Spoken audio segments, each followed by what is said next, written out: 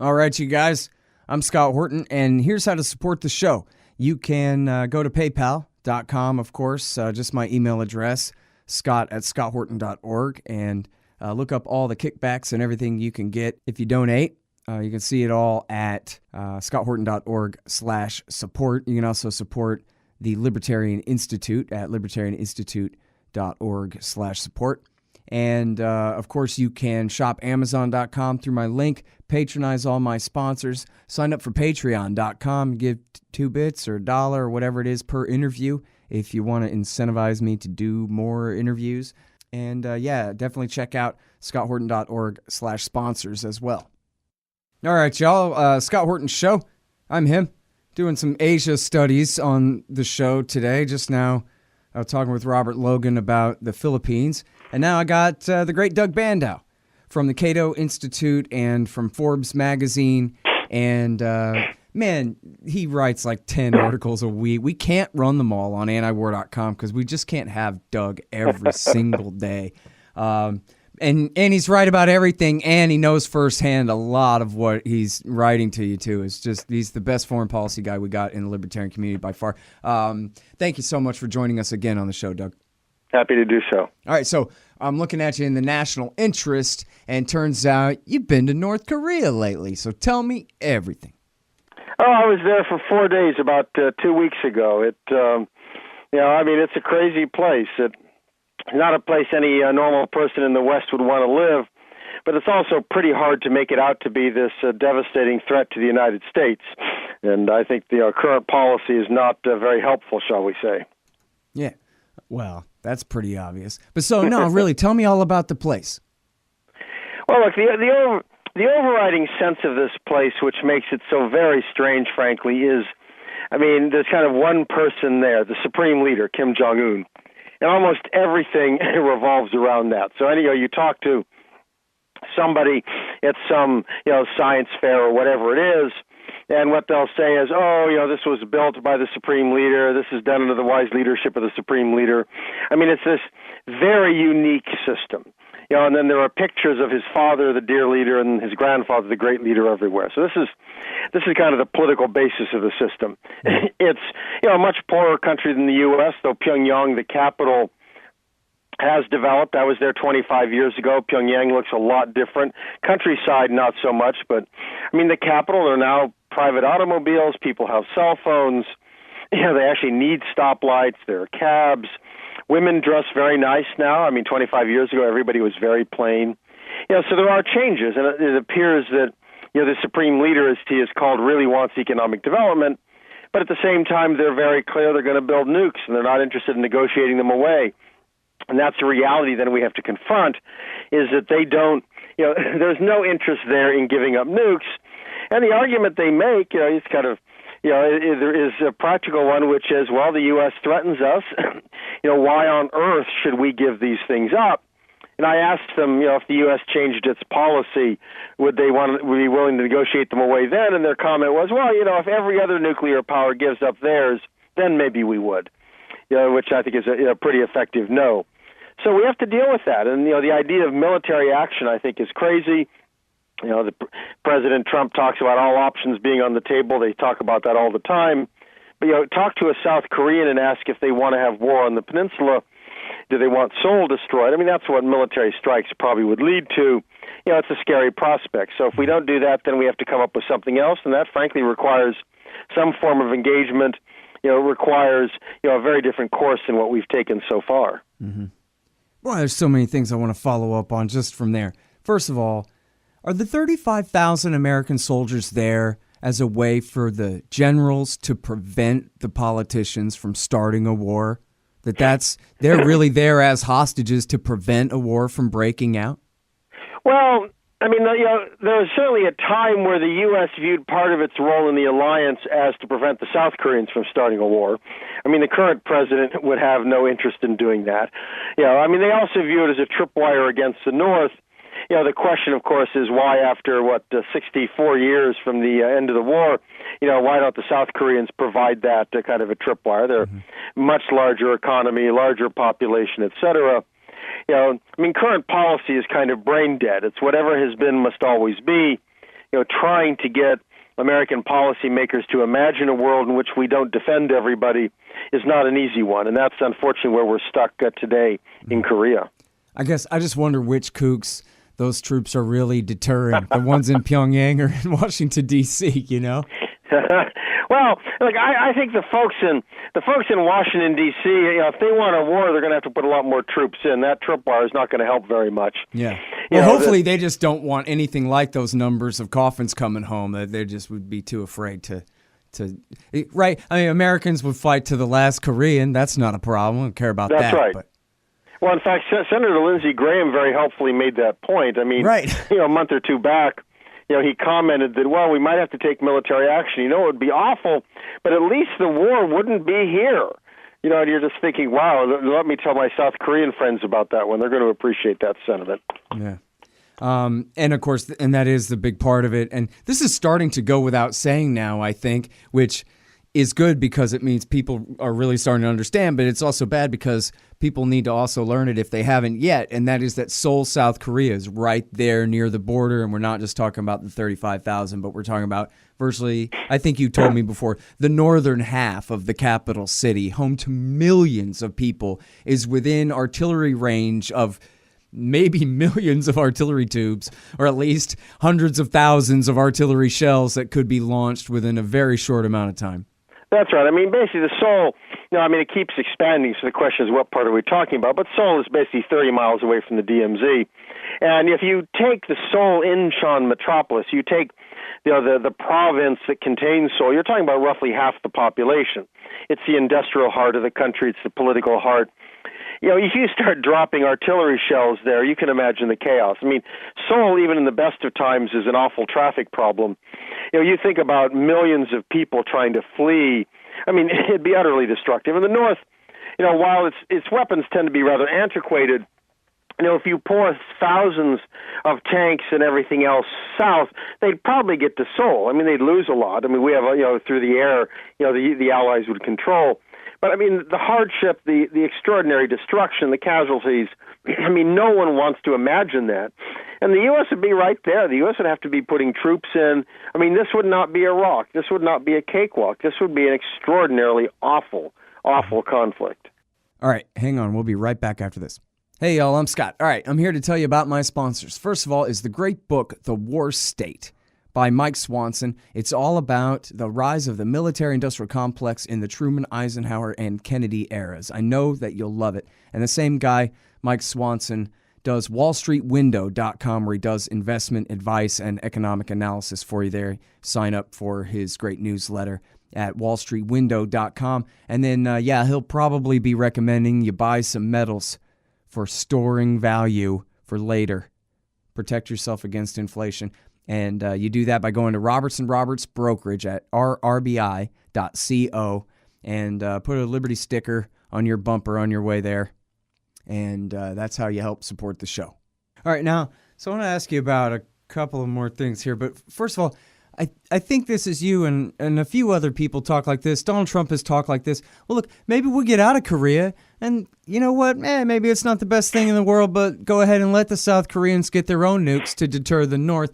But I wonder, I never hear anybody, serious, and I include you, say, you know what, the South Koreans might be able to deter the North Koreans even without nukes. That maybe they could just carpet bomb the hell out of Pyongyang without going ahead with a nuclear weapons program at all, and that, you know what I mean? I don't think America needs any nukes at all. I think America could still deter all of Europe and Russia and China and anybody who ever dreamed of messing with us simply with conventional explosives. We've got really big conventional explosives.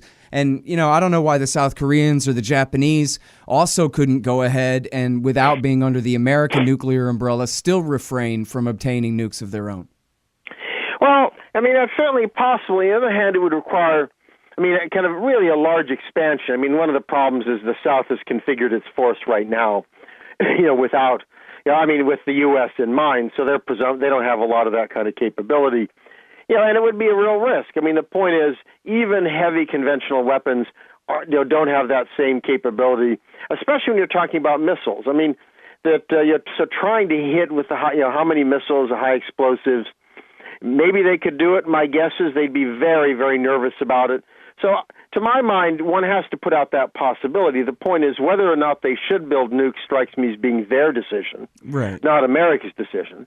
But right. We certainly shouldn't stand in the way if they thought that was necessary. But as human beings, though, we can all be, always regretful of any nuclear proliferation, any new members of the nuclear weapons club. I mean, from my point of view, it seems like that ought to be Donald Trump's only mission in life, is to corral the nuclear weapon states, force them all, including the USA, to abide by their signatures to the Non-Proliferation Treaty and get rid of their nukes and thermonukes. This is crazy. We can't go on like this forever. What if humanity wants to continue to exist for thousands and thousands of years? We're just going to take for granted that nobody's ever going to use these H-bombs? I mean, they're going to be used if we don't get rid of them now. Well, I mean, it's a message that I love in theory. I think it's real hard to pull off in practice. No country wants to be the first. The problem is, even when you get rid of the weapons, the knowledge of it is there. There are going to be people who think they can get an advantage. So it's very, very tough. I mean, I'd love to see that happen. I just think it's going to be really tough. You were there in the 80s, though, when Ronald Reagan really did almost do it, right? He was one hair away from putting his name on a piece of paper that would have been an ironclad deal with the Soviet Union, that we would get rid of all of our nukes. And then, of course, the pressure would have been on everybody else that you have to give up yours, too, if we're being led by the two superpowers here, right? That almost happened. Like I said, I mean, that's something I'd love to see happen. I guess I tend to have a darker view of humanity, and I just think the ability to pull that off is extraordinarily tough. Well, wait, if Reagan and Gorbachev had signed it, would they have been able to pull it off then? Or it's just we're never going to get that close again? I'm not convinced that would have been ratified by the U.S. Senate, and I'm not convinced that, say, China or others would have joined in. I mean, I just think that this is a really tough step. And I'm glad there are people out there campaigning for that, and I'd certainly love to see them disappear. I think the challenge is it's real hard where a number of countries have them, where to get everybody to agree to that. Yeah. Especially weaker powers. I mean, today, Russia will look and say the U.S. has overwhelming dominance in conventional weapons. They would fear that nukes help equalize. Same thing to some degree, I think, Pakistan versus India. Mm-hmm. There's just a lot of stuff that goes in this that's real hard to get away from. Right. Well, I'm not a utopian, but it just seems like this is the one thing that sort of is more important than any other thing, ultimately. I mean, especially these H-bombs. The H-bombs are such that they can really only be used to kill cities. Or, maybe if you set them off in space, you could stop some incoming ICBMs or something. But otherwise, they're only tools of genocide. Dan Ellsberg was a nuclear weapons planner, and he's published some of the line graph of the first few weeks and the hundreds of millions of people who would be expected to die in the first few weeks of a nuclear war. It'd be horrific. No, I mean, it's extraordinarily awful, no doubt. Yeah. All right, so one more thing here. As a basketball fan, I'm really a skateboarder, and I don't know or care anything about it, but I really like Dennis Rodman now, who I never paid him any attention in the 90s really at all, but it was the 90s, right? But I think he's great, man. What the hell is wrong with going to North Korea? And you know what? And man, they accused him this is the worst thing that he could say was, you don't see the good side of them. And it's like, God dang, please, somebody listen to this guy, that they are human beings. Yeah, they have a crazy, wacky society in a million ways. So do we. And, he was on the last time he went, the reporter on the Today Show said he has 200,000 people in prison camps. And Dennis Rodman says, we got 2 million people in prison camps. But we're supposed to just, it's the 2 minutes hate. These guys, this is David Koresh and his people, and he's bad to his own people, and let's just get them. Let's just deny them all their humanity. They're such kooks over there. And you got this basketball player says, hey, let's all get along, and he's the bad guy. Explain that to me. Well, the reason Rodman is over there is because Kim Jong-un, while in prep school in Switzerland, it turns out was a big Chicago Bulls fan. So that's kind of the backstory, which is all very interesting. I mean, Rodman was over there when I was there. I actually tried to make contact. I have a friend who's helped him in the past, but he didn't want to talk to any North Koreans at the time. Look, I mean, part of it is that Rodman himself is an odd character, so frankly, anything that he does is going to get people kind of looking askance and whatnot. So I think that's part of it, that it's kind of hard for him to get a hearing on things. The other is, look, he's not a traditional diplomat. He doesn't talk in kind of normal diplomatic ways. So it's hard for him to get over that hump. But I think you're right. The people there, these are real people. So when one starts thinking about it, and I think there's an important difference between kind of the very top of the regime and how they behave versus kind of average folks there. People who marry, they have kids, they want a life. They want the kind of same stuff that we do. That certainly should put a premium on finding peaceful ways to get through this. The cavalier way in which people talk about war, I do find extraordinary. While we might just have to take military action, that is, we will convulse the Korean Peninsula in a conflict, kill hundreds of thousands, potentially or even more, South and North Koreans, and cause potential chaos and a lot of other stuff for, say, Japan and China, kill a lot of Americans as well. But what's the big deal? To me, one needs to step back from that and say, well, of course it's a big deal. These are human lives, and that you don't do that, unless there really is a very, very good reason. There's no alternative, and we're obviously not there. It's a very cavalier way of looking. And to go to North Korea, and that's why I think, despite the tragedy that happened with Warmbier, it would be a mistake to say no Americans can go to North Korea. One needs to see it. Among other things, it's a good learning tool to recognize kind of the ultimate outcome of a kind of statist or collectivist system. It's not good, but it's also to recognize these are real people and to kind of see the place and have a feel for it and have a better understanding of what we're dealing with. All right, so what's the next step then? What can if not Dennis Rodman, if not private citizens, say what could be done to get the Trump administration to take a more reasonable line here? Doug, something. Well, it certainly looks like Donald Trump, he has this contradiction within him. He's talked about a willingness to actually, sit down and negotiate with Kim Jong-un. He's talked about a willingness to engage. I think part of the problem with him is that he's kind of turned this policy over to Tillerson and Mattis, who are, as far as I can tell, basically just captives of the status quo. That they do what they've always done, and they're not going to make any change in that, and that's kind of where we're at. It would be nice to see him kind of reassert himself and recognize that the current policy is at a dead end. It threatens to get a lot of people killed.